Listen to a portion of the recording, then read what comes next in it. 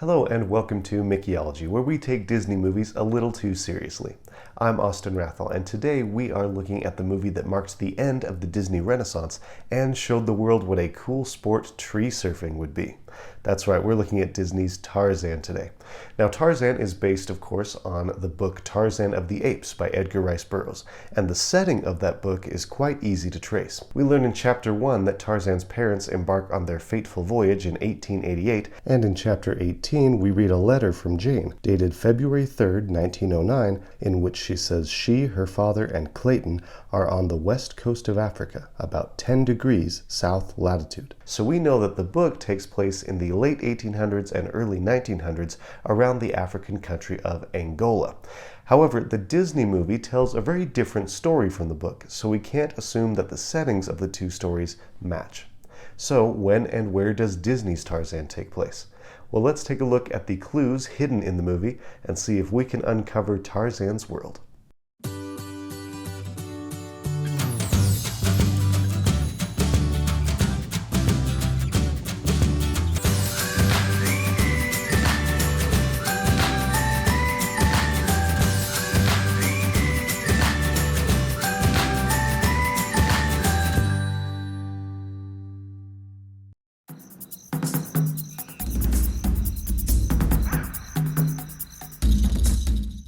You don't have to be a geography expert to realize that this movie takes place somewhere in Africa. However, it can't take place just anywhere in that continent.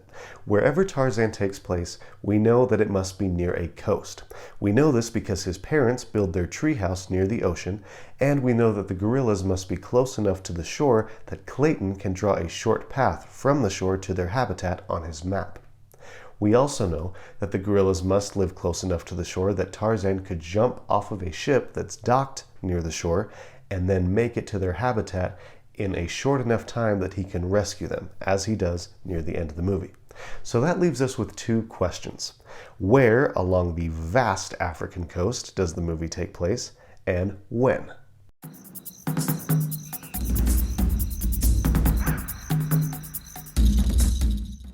As they've done with many films, Disney sent a team of filmmakers on a research trip as part of Tarzan's production. The film's directors revealed that in 1996 they traveled to Kenya, where they visited the Masai Mara National Reserve, the Amboseli National Park, and the Sweetwater's Chimpanzee Sanctuary. After that, they headed inland to Uganda, where they saw mountain gorillas in the wild and visited the Bwindi Impenetrable Forest. They took thousands of photographs while they were there, and they used the look and feel of the places they visited as inspiration for Tarzan's jungle. Now, since the filmmakers went to Uganda and Kenya, it would seem that Tarzan must take place in one of those countries. Probably Kenya, since part of it borders the ocean. And Kenya becomes an even more likely candidate for the film setting when you consider one of the animals that's in the film.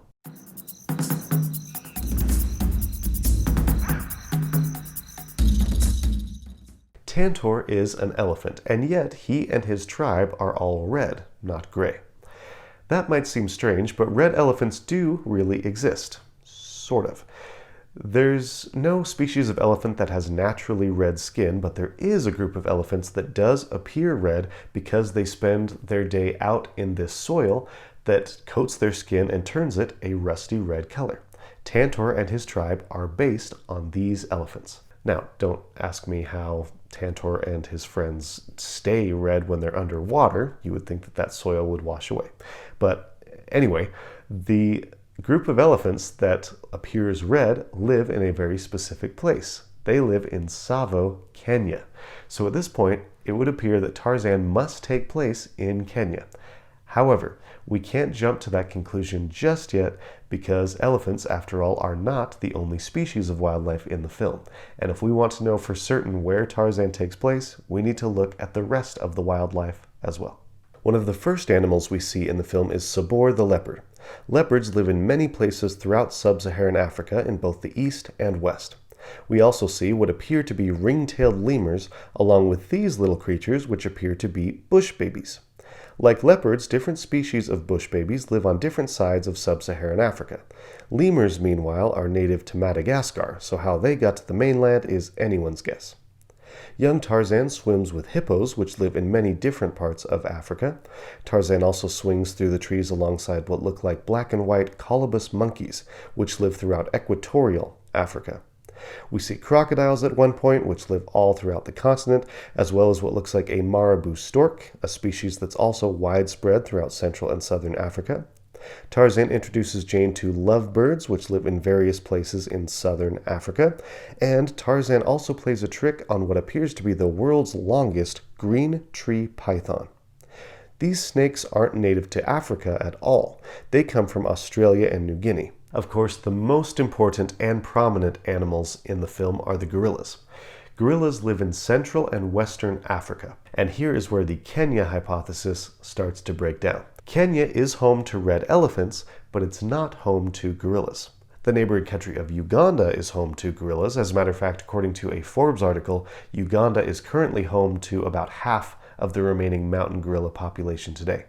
But Uganda is too far inland to work as Tarzan's home. It would take the humans way too long to travel from the coast of Kenya up to see the gorillas in Uganda. Even today, that's about a 30-hour drive, let alone trying to make that trek on foot. So if we want to find a coastal gorilla habitat, we need to look westward. There are gorillas on the western coast of Africa. They live in countries like Equatorial Guinea, Gabon, and Cameroon. That same area is also home to animals like leopards and hippos and marabou storks. This area is also home to an animal called the mandrill. Now, mandrills look like baboons, kind of, but they are not the same thing. Mandrills are known for their colorful snouts, which baboons don't have. And in the Disney universe, they are also known for wielding a bow staff to perfection and drawing very accurate portraits of lions. Mandrills live in a much more limited area than baboons do as well. The largest population of mandrills lives in Gabon.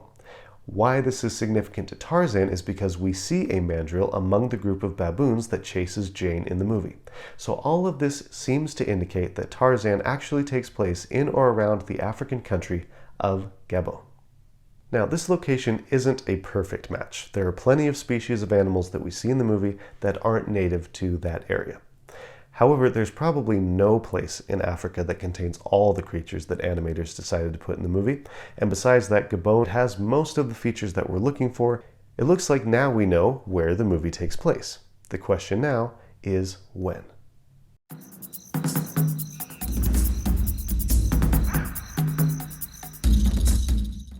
Clayton and the Porters bring many devices and doohickeys with them to Africa, and we see these items in their camp. Plus, the Porters bring a magic lantern, which is an early form of slide projector, and that allows them to show Tarzan and the audience many other inventions that they don't have with them. By looking at these items and finding out when they were invented, that should help us to estimate when the story is taking place. Clayton's men use flare guns to light up the jungle while they're capturing the gorillas. The signal flare was patented in 1859, so the movie must take place sometime after that. Earlier in the film, the Porters show Tarzan a bicycle, which he rides through the jungle.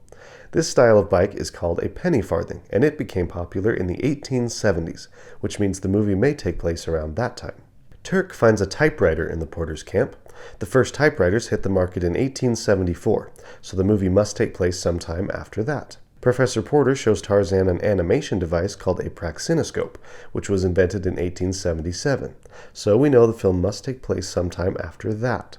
The ship that comes to take Clayton and the Porters back to England appears to be what we would call a tramp steamer.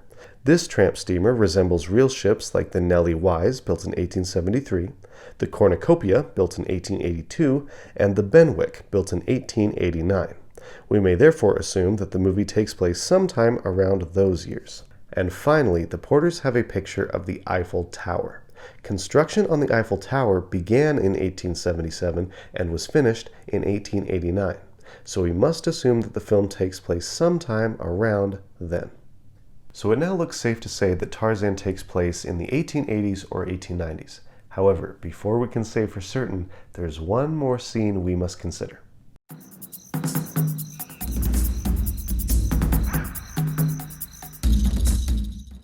The biggest clue about when Tarzan takes place comes from a scene in which Tarzan, Jane, and Professor Porter are all boarding the boat that's supposed to take them back to England. Jane and Professor Porter are telling Tarzan all about the different people that he'll meet when he gets to England, and Professor Porter names 3 in particular. Darwin and Kipling, Queen Victoria. And I haven't met her, but I heard she's awfully nice. Hearing these 3 names confirms that Tarzan must take place in the late 1800s, because that is what we know as the Victorian period.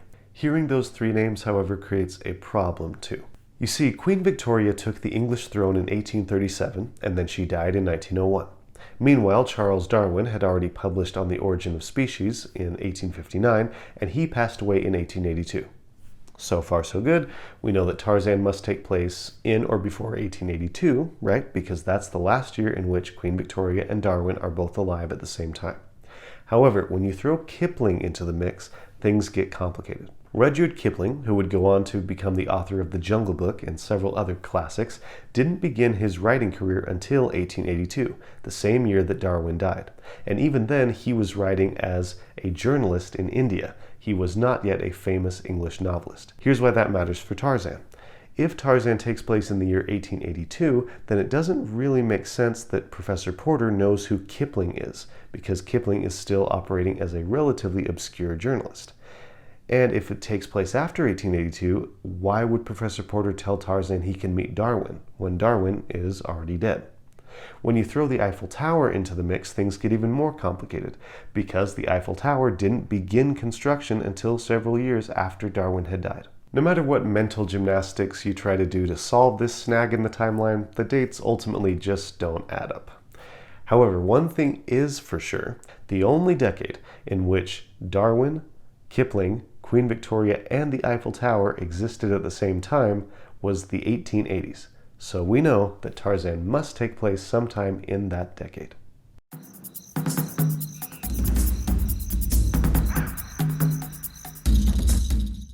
Based on the movie's geography, wildlife, technology, and famous names, I'm placing Tarzan in or around Gabon in the 1880s. So, what do you think of my conclusions? When and where do you think Tarzan takes place? Let me know in the comments, and of course, let me know which Disney movie you would like me to analyze next. Don't forget to like and subscribe to help our channel to grow, and as always, thank you very much for watching. I'll see you next time. Bye-bye.